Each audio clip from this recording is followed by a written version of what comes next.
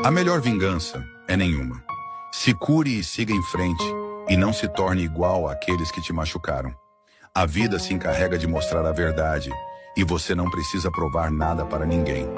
Guardar mágoa só te prende ao que passou e impede que você viva o que está por vir. Escolha a paz. Escolha a leveza. Não alimente o ódio que um dia te feriu.